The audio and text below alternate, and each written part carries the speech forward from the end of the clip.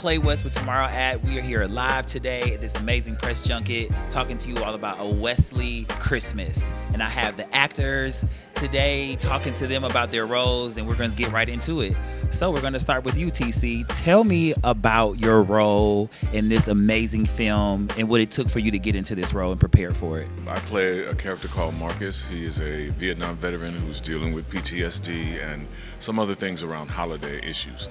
And the Wesleys helped usher him into a new place. And I have really enjoyed it. It was a great stretch for me.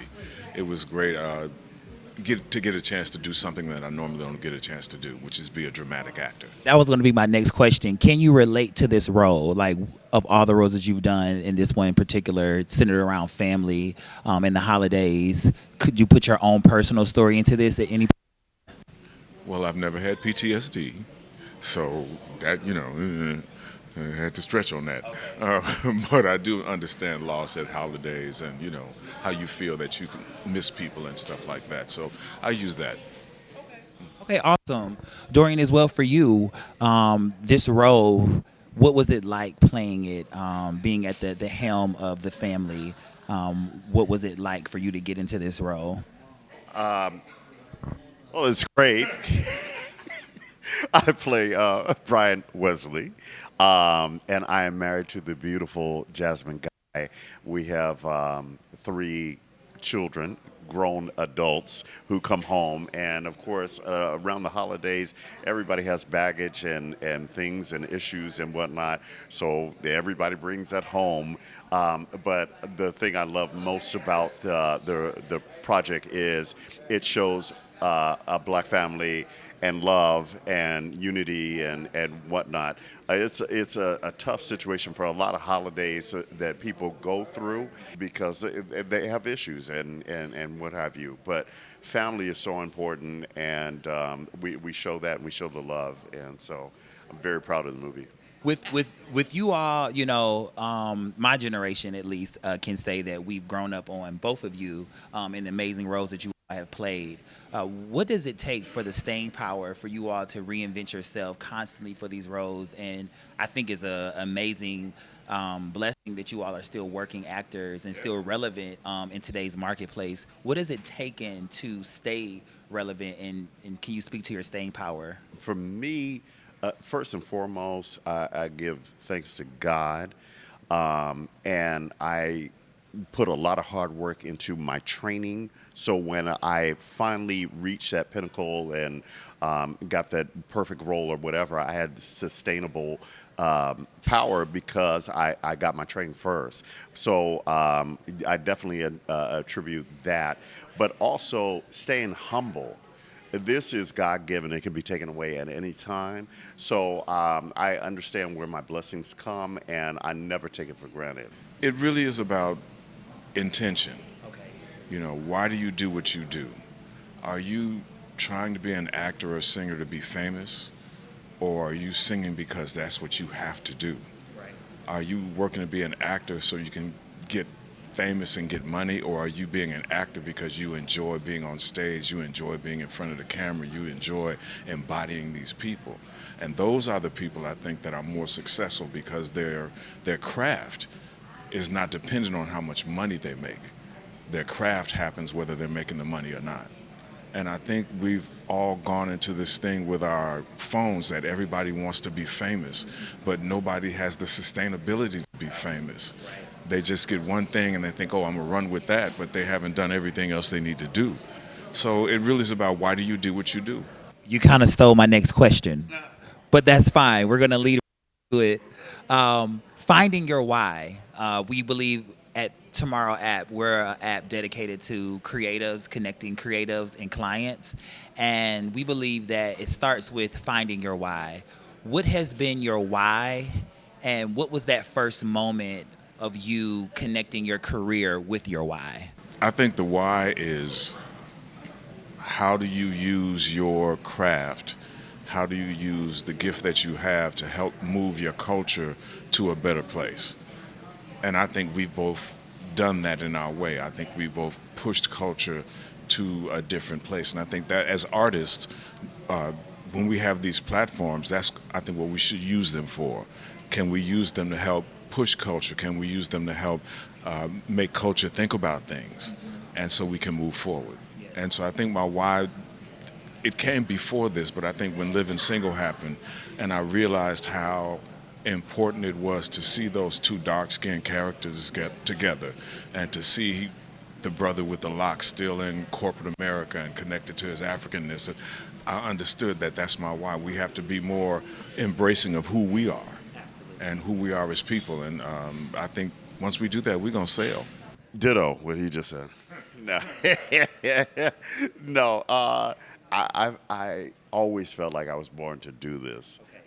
It is. I always felt creative. I was like, and I couldn't do shit else. No, no, no. Actually, I was an athlete. I used to play basketball and whatnot. So, but no, I'm much taller than you. So I play forward. I'm just saying. How tall are you? Um, oh, 5. I remember that when I was 11. So, but I always loved entertaining folks. I remember back in like 6th grade, I would put on little magic shows and concerts and whatnot in my bedroom and charge my folks 25 cents to come in and whatnot. They'd be like, "Give me my money back," you know. But it's what I loved, and we grew up watching these images. There was so far and few between. But I remember seeing Richard Pryor and Bill Cosby and what like, and I was like, I want to do that. I want to be like that. And so here I am. With you all both having a seasoned career, and you, We're old. no, it's seasoned. It's seasoning and sustainability that you spoke to earlier. You're not new. You're not newbies. You're not new to this. You're true to this, right? So with that said, oftentimes, you have an amazing writer and director, like in this situation. How often, or can you speak to a moment where, as an actor, you're creatives first, right? To be able to get into a role and see yourself as someone else, you're a creative. But then you have to do a job as an actor. You have to show up and you have to play a role. But what happens when what is written on the paper doesn't necessarily coincide, not necessarily with who you are as a person, but more so creatively where you've been, and you're like, I may be a little past this, or I maybe wouldn't do this, even though you're acting. Can you speak to that? Oh, you would come to me first. Again, you're an actor, so you go to your craft and you do the job. Every once in a while we can get roles that we can really embody, and we get a chance to get in and have fun. But I would say 50% of the time, you go to work. You figure out what the director wants, what they're looking for, and then you use your craft to give them that. I just want to add to what he was saying. It's like we don't pick these roles all the time. It's like the jobs come to us, or we win them, we earn them, and we become that person. We have to act. TC said it best earlier that he has a role in this production, this movie, that he gets to sink his chops into. He's doing some real dramatic stuff, and oftentimes we get pigeonholed because you're the funny man, or you do comedy or whatever. So he's given the opportunity to, spread his wings and do his craft. I'm a father first, so I'm bringing that dad image to what this movie is about, and so we just adapt. Can you all tell me a little bit about what it was like working with the West on this film, amazing a writer and producer duo, and what it's been like throughout the whole process of creating this project? This isn't the first time I worked with them. Bree and Chuck West, Octic Productions. They are amazing not only as just people, but across the board, to be able to work with somebody who understands the business, who treats you completely first class, and everything has been such a joy, and it feels like family. What is it like being back here in Atlanta? I know the film, the production was shot in D.C., another Black Mecca. But can you speak to Atlanta and the Atlanta culture over the years of you being here and what it feels like to be back in the city promoting this film? For me, it's a little crazy because I live in LA, and I think people are so used to seeing folk walk down the street and whatnot. I get so much love and attention when I'm out here, and it's a good thing.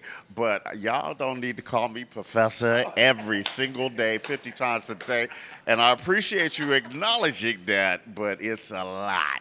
But we always appreciate the love, though, and I think that's the difference sometimes that, yeah, I'm just going to stop there. And what about UTC? Are you do you reside here in Atlanta?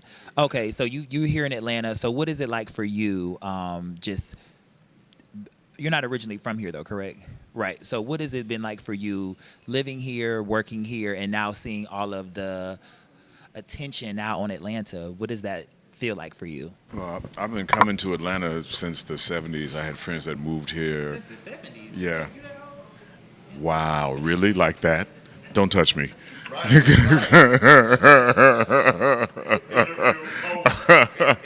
Yes, I am, Shorty. Yes, I am.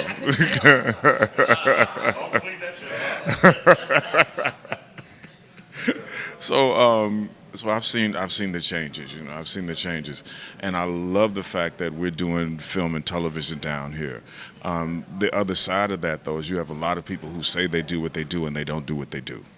So I just want my people down here is like, if you're gonna be in this business, if you're gonna be in the technical part or even on the acting part, really study your craft and really be able to do what you are saying you can do, because it's a lot of money wasted on people that can't. You keep leading me into my next question. I love that. I love it. TmrO app is, like I said, it's an app that's connecting creatives to clients. How do you find your creatives? Obviously, you all have agents and managers and things of that sort, but for your own personal, how do you go about finding that new young creative to help with whatever as it relates to your brand? You ask for references. You ask people. And then you check their IG. IG, like everything else, you have to check their IG. You check their Facebook. You see what the Twitter's looking like. So you got to vet all of that stuff first. And then you talk to people who know them, and you can decide whether or not it's somebody that you should work with or you want to try to work with. And I'll spin it up a little bit different from you. Same frame in terms of the creatives. But have you ever personally worked with anyone from LA that you kind of like? Or are you from LA originally? That's where you got your start. Okay. I was in the Air Force, so we traveled around. Okay. I reside in LA for many years. Okay, so in LA, where you now reside, has there been any creatives that you've helped to groom or helped to get started along the way, along their path, along their journey in the business and wanting to be in the business? Yeah, I was referring to this earlier, that I used to teach 8 through 18-year-olds, and one of the things that I've taught the people that I work with is to be prepared, to learn your craft. You got to study to be able to sustain once you do get to a certain position where you're getting job after job.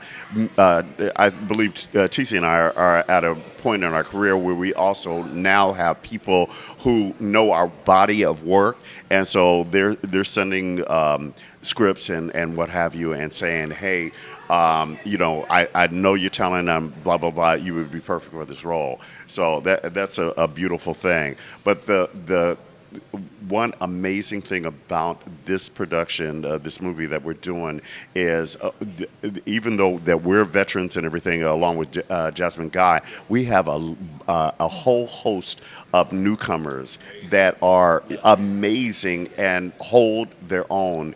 And you're going to hear about these people. So I love that the fact that it is well rounded, and they make the cast. Two things. The first one is there, as a creative, there's only one you. Before Luther, there was no Luther. Before Stevie, there was no Stevie.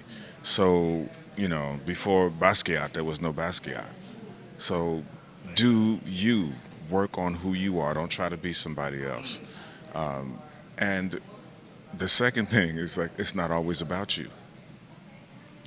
And understand that it's not always about you.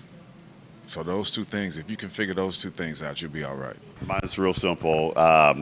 With hard work, dedication, and God's will, there's nothing that you can't achieve. And this is what I was born to do. This is what I felt in my soul. And I didn't have a plan to. I went after, what I'm doing. Get your craft. Learn your business. If this is what you want to do, you got to learn how to do it. And that's Business. yeah. Yes. Yeah. Business of show business. Learn the business, yeah, because it's business. We are gearing up to shoot part 2 of this amazing movie, Wesley Christmas, November 28th. I'm one of the executive producers of a new show that is called Cocaine Sisters.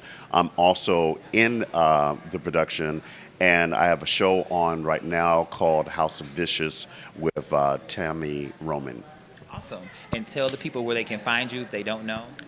Dorian Wilson _ So here in Atlanta, in December 19th, I've got 2 shows with my band at Eddie's Attic. So please come out and support. We need you to come out and sell these tickets. Got to sell these tickets. I'm a musician first, I believe, a singer first. And we did the Atlanta Jazz Festival here this past summer, and it was really a great show. We did Milwaukee Fest, also like 20,000 people. It was really a great show there too. So it's great to come back home and be in Midtown for the holidays. So it's a great Christmas thing. It's a great thing to do that Christmas week if you got people in town, I've also got a show at City Winery in Chicago on January 20th. So hopefully people can come to that. And I'm also a creator and executive producer of a cooking talk show that we're working on called Uncle G Daddy's Kitchen. And we're looking to have that our first in-house audience in February. Well, we thank y'all so much for tapping in with TmrO app. We thank you again for your contribution to the arts and just being who you've been to us. We love you all. We support you. We look forward to this film going #1. It is debuting on Thanksgiving night at 8 p.m. on BET, and we're going to do everything in our power to run these numbers up and make sure that it is the #1 watched movie on that evening on any platform. Okay? Thank you all again. Hey, this is Dorian Wilson, and you're tapped into TmrO app. Hey, what's happening? I'm TC Carson, and you are tapped in at TmrO app.